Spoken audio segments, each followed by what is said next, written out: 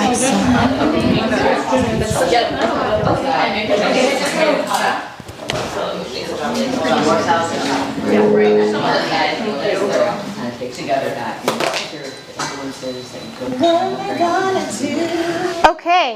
so welcome to Saturday. It is Saturday. And for everyone who came to the morning fitness, thank you so much. For those of you who needed your sleep and your beauty rest, that's okay. You're here now. You're going to get a second dose of me either way it goes. Again, my name is Heather. I go by HT for short, HT Physique for long. That's how you find me on the Instagram, the Book of Faces, the YouTube. So today we're going to do a nutritional talk. And this is actually the first episode or session of a 6-part series that I have called Fit Food. This is a program that I created over the pandemic where it teaches you how to leverage your food so you can reach your health and fitness goals twice as fast. Because the main thing that we hear all the time, we have these sayings in our head, we've heard these sayings, that working out is only half of the solution to get to your goals. We've all heard things like, you can't outwork a bad diet, abs are made in the kitchen, 80% nutrition, 20% activity, physical activity. But no matter how much you work out, if you're eating low quality foods, you're gonna plateau at some point, you're not gonna be able to reach your peak potential. On the other hand, if you're eating high quality foods that are fitting for your body type, your internal body type, your accommodations like the gluten-free, the things like that, then you will see results.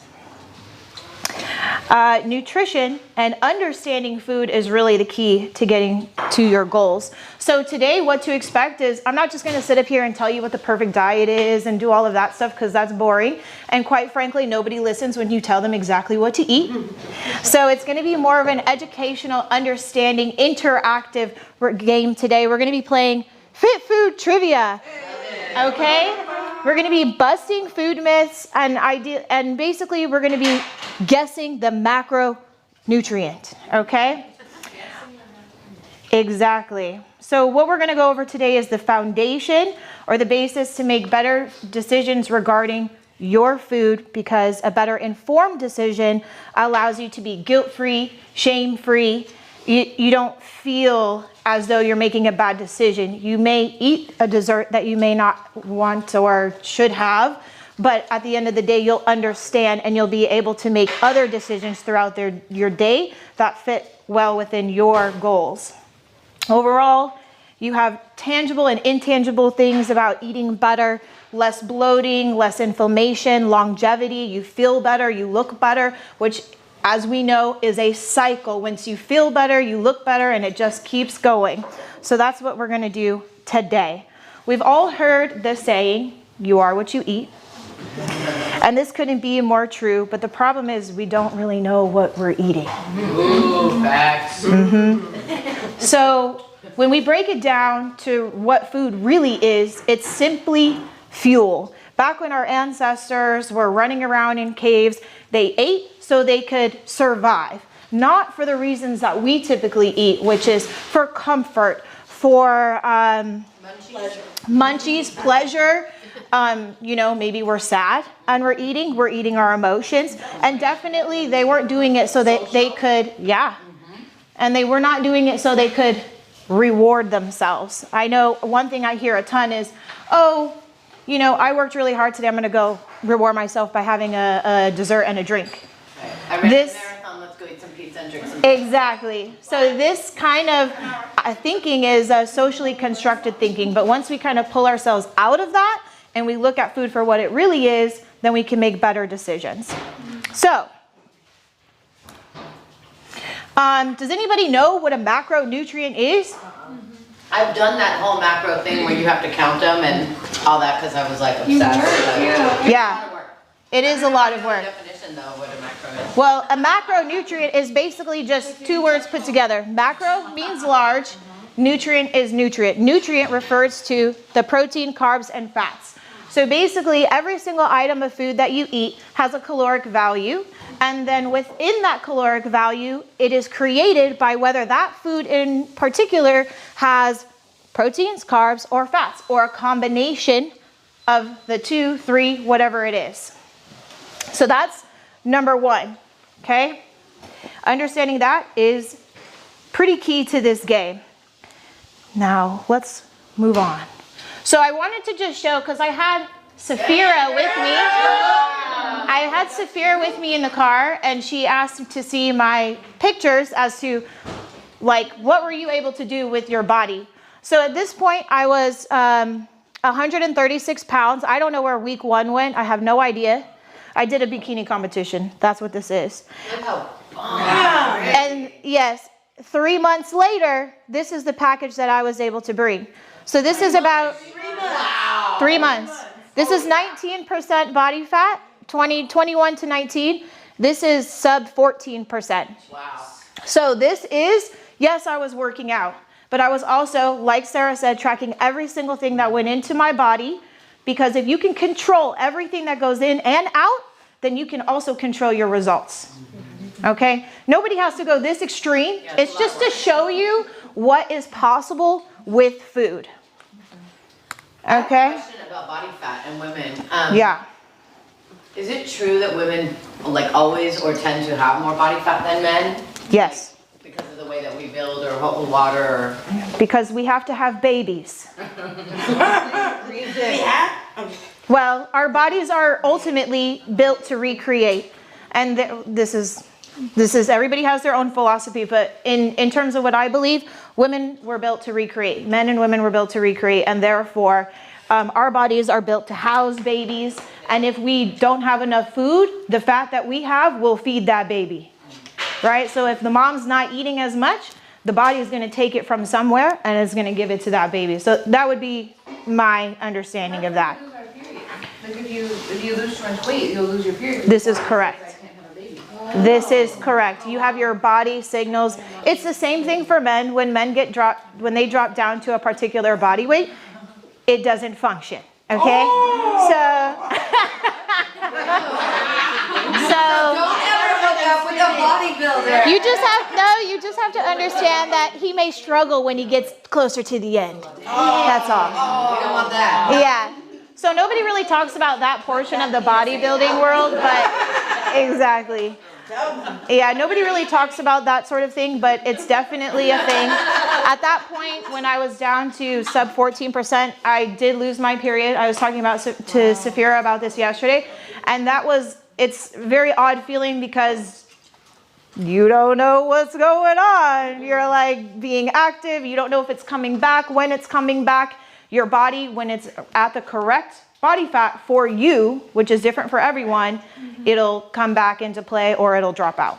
So the rules of the game: identify the food on the screen as what is its macronutrient. What is its largest macronutrient? For example, whatever food I throw up on the screen, you're going to tell me, is that mostly a carb? Is that mostly a protein? Is that mostly a fat? And so the way that we're going to do this is we have these ideas that basically marketing and society has placed on us about what certain foods are. These are all going to be very popular foods, but we're going to find out for real what they are and how to kind of like make better decisions along the way. So the right answer may not be what you think, right? Because society tells us a lot of different stuff. So kind of keep track. Obviously, we don't have pens and papers. It's not a big deal.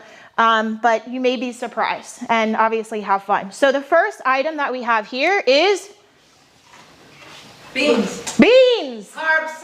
Protein. Okay, we've got it. If you've seen my Instagram Carbs.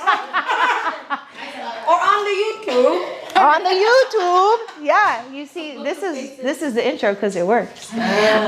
So we have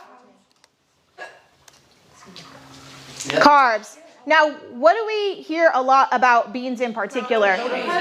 Protein. Which they're, for vegan, they're a good carb protein, but they're a heavy carb. Yes. So that's why we asked this question. Good compared to what?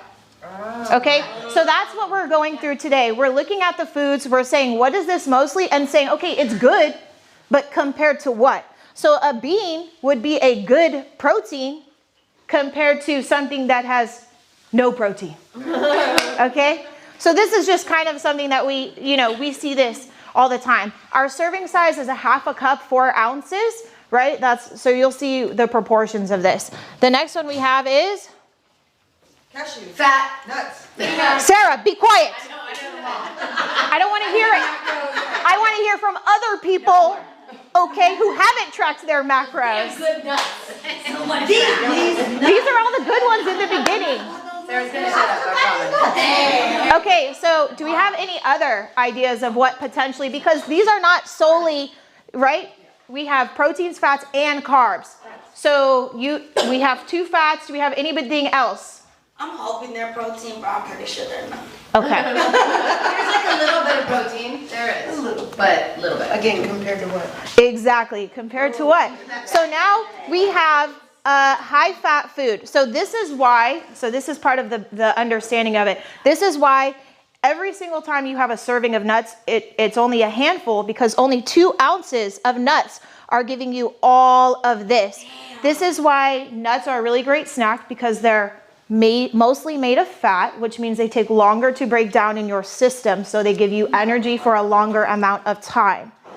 And if we go quickly right back over here to our slide here, we have 1 gram of fat is 9 calories. 1 gram of protein and 1 gram of carbs are both 4 calories. So if we take that information and we go over to our nuts, we have 13 grams times 9, right? 117. There, I'm not good at math, but I know it's a big number. It's just a handful. 2 ounces is literally just a handful. And what do we typically do when we eat nuts? So within 5 minutes, you've eaten 600 to 700 calories, and the majority of them are all fat. Because Including the fat that might be eaten on top of the meat. yeah, that's true. That's true. Yeah. So this is kind of how we're like understanding things. So next up we have Steak. yeah, beef, steak, whatever, protein. What do we think is second? Fat, okay. Good fat. Yeah. So yeah, very high protein, also very high fat, right? So no carbs.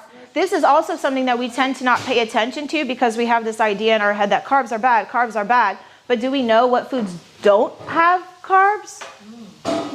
Usually no. So this is a really good thing to say, okay, this is why we say good compared to what? Because we have our other items that may have protein in them, but when we compare them to another item that is high protein, then we really see what the possibility is. This is, every time I do like a protein serving, it's always gonna be 6 ounces, yeah? And then that way you can get a comparison between 6 ounces of beef, 6 ounces of chicken, 6 ounces of turkey, and all of that sort of thing. I have a question. Yeah. Does it matter how you like prepare the cooking? In terms of the content? Like, does that mess with any of the? So these numbers right here are going to be the food itself. If you add on things like oil, which is in here later, that is going to change your caloric value, which will change your macro contents. Yeah, so anything we add on top of the food itself will change what you get, which is why when we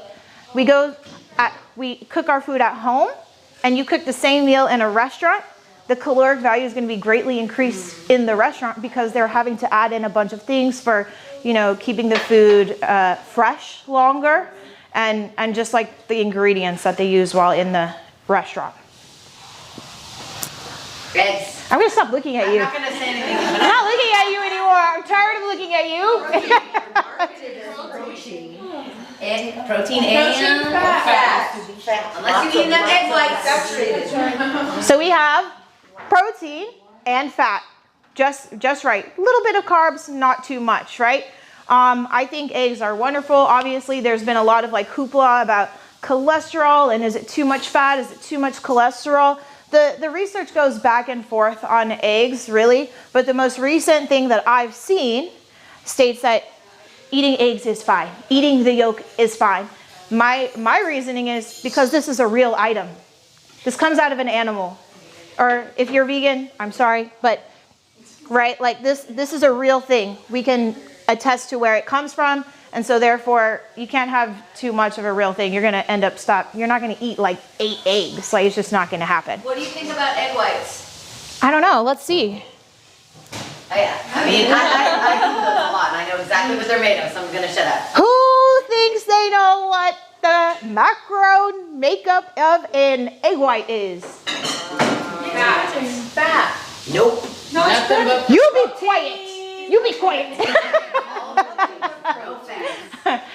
Yeah, This is why I eat 6 ounces of egg whites every morning. right. After I work out. Period. That is point blank exactly the case. If you are looking to get a high protein food with nothing else, no fats, no carbs, egg whites is where it's at. So if you follow me on the Instagram, which is HT Physique or The Fit Gym, then you may have noticed I have a standard breakfast that I call the Crunch Scramble, which is 2 eggs, 6 ounces of egg whites as the base. Every time I cook this for someone, they always look at the meal and go, oh my God, how many eggs are in here? Only 2, but I have 6 ounces of egg whites, which does 2 things. 1, it makes it a more filling meal, and 2, it jumps the protein intake up. My personal goal for every meal is 30 grams of protein per meal. 1 egg, so this is the serving size here is 2 eggs, okay? 1 egg only has 6 grams of protein. So when I talk about food with my clients and whatnot in my different programs, they go, oh, well, I had some eggs for breakfast. Well, how many eggs did you have? I had 1 egg. Oh, okay. That's only 6 grams of protein. Why don't you try adding some egg whites? Why don't you just have 1 more egg, and then you can dramatically, 12 plus 20 is 32. Easy. You've got your 30, right? Next up, Sarah's not speaking. Okay, this one, everyone's gonna get right because we all know avocados at this point are high in fat, right? Well, let's see. So we've got 10.5 grams of fat. This is a half of an avocado, okay? Half of an avocado. So when we're thinking about avocados in general, they actually have probably about 120 calories in total, okay, for a full avocado. Basically, 80 to 95% of that is all from the fat. Again, this is one of the things that they talk about. This is a healthy fat, right? Super high. We can put it on pretty much everything and very popular. Do we have any? Have we had any? Yeah, have we had any avocados yet? No. Oh, okay, good. Yeah, so this is one of the things that I also add onto that Crunch Scramble is half of an avocado every single day. Next up, so this kind of goes in line with our questions that we had before about what to add on it and how does that change the Also, content. That's what this is part of it. What is this? Olive oil. It's oil, right? It could be olive oil. It could be hopefully not canola oil. It could be grapeseed oil, avocado oil. All oils are fats. Correct. Nothing else. They are straight fat. So when you're cooking your meal and say, for example, you're low on fats, you can add in an oil and increase the fat intake.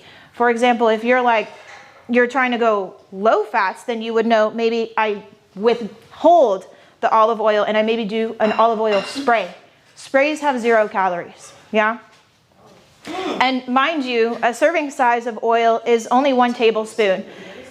And if we're looking at that math again, which we saw in the beginning, which is 1 gram of fat is 9 calories, 9 times 17.5, it's like 120 calories, yeah? So this is pretty standard across the board. For all oils, you're gonna have 120 calories, all of which are coming from the fat, yeah? So this is how we build our knowledge, yeah? This is how we build. Potato. Potato, I am a potato. Yeah, so this is also a really popular one. And I did this so that we can pair this with another version of a potato that we all know, like, and love, okay? So we have our main macro, which is a carb, 30 grams of carbs in a serving, which is, I just put 6 ounces. No fats, which is really important to understand, right? What foods are high in a particular macronutrient versus what they absolutely do not have. And this is something that a lot of people don't talk about. Potatoes don't have any fat. Neither does rice. okay? They're like a good carb. It comes from the ground. It comes from the ground. Yeah. So They're good for carb loading for marathon running. absolutely, yeah. Sweet potatoes too are my favorite. So are potatoes what you should eat? Yes! In and out. Variable. So it can go either way. So Safira asked where you should be eating your carb meals. So carbs tend to take longer to break down. That's why they give you energy. That's why marathon, or if you have a long day of activity, you carb load because you're trying to boost up your internal energy output. So in regards to when you should eat it, I mean, typically you want to have your heavier meals for the first and the second, right? And then your last meal should be a lighter meal because typically we go to bed after our last meal. And what happens when we go to bed is everything drops dormant. So when we're talking about when you should eat your heaviest meal, if you're going to have some carbs, you can certainly have them at dinner, but you don't want to have like, A ton. yeah, you don't want to have like, for example, pasta. Pasta is a really popular carb dish, like Italian pasta, whatever. Typically what happens after we eat pasta? The itis. Yes. And that's because it's taking so long to process. All the blood rushes to your stomach and it's trying to process the food. So, you know, you kind of make your own decisions, right? I'm not going to tell you what or how to eat. I'm just giving you the basis, the understanding so that you can make better decisions moving forward. So we have, French fries. yeah, yeah, French They're fries. so good. So we already know that they're made out of potatoes, right? Which is all carbs. But let's just take a quick look at what we had for everything else. So we had 0 fats and a small amount of protein, okay? And then we're gonna go over here and we're gonna say, okay, we've increased our carb load with 1 basket. And now we also have 18 additional grams of fat. So what did we learn about fat? When we cook things in oil, right, which is how fries are made, we're increasing the caloric value. And the caloric value is getting changed because now we're adding in fat, okay? So now, let's say 54 grams, 54 times 4, I don't even know what that, okay, that's over 200, okay? And then we have the 18 times 9, which we already know is like also about 200. So we have 400 calories in this one item, not on top of the burger and potentially the milkshake that you're gonna get, the Napoleon or whatever, okay? Right? So, Give out the secret. oh, well, if you don't know what it is, you still don't know what it is. Okay? You still don't know. So what is this? Shrimp. Shrimps. Yes, it's shrimp. It is shrimp. What do we think shrimp's main macro ingredient is, and what do we think is its second? Protein. Protein and Carb. fat? I think carb. Carbs? All right, let's check that out. Straight protein. So, exactly. And this is 6 ounces. Mind you, when we go to restaurants, okay? When we go to restaurants, they typically give you like 3 or 4 shrimp. Yeah. Anything whitefish based is pure protein. So shrimp, tilapia, not salmon, because salmon is high in fat. Trout, any whitefish, cod, which I think is disgusting. But I ate a lot of cod. I ate a lot of cod in my bikini days, and I can't do it anymore. I just can't. But this is really important to understand because, again, if you're trying to hit a higher, say you're trying to drop off fat and gain more muscle tone, then you would want to steer your diet over to a more protein-based diet. So eating whitefish, shrimp, tilapia, cod, what did you say? Trout. These are all excellent options in order to just boost up your protein intake, okay? Again, 6 ounces. Nothing, no fat and no carbs. So this is one of, like tuna. That's a really good one. Like canned tuna, excellent option for protein. Bodybuilders just like eat it out of the can. Yeah. I'm sorry. Yeah. I'm not big into it either, but like, No, it has to be, mixed with a little something. yeah, I mean like mayonnaise Yeah. and salt. Exactly. Here's some mayonnaise and salt. So what do we have here? It's a banana. Proteins. Well, what is it first? It's a banana. Okay. You say carbs. Protein. Do we have any other takers? Potassium. Potassium. That would be a micronutrient. Yeah. Okay.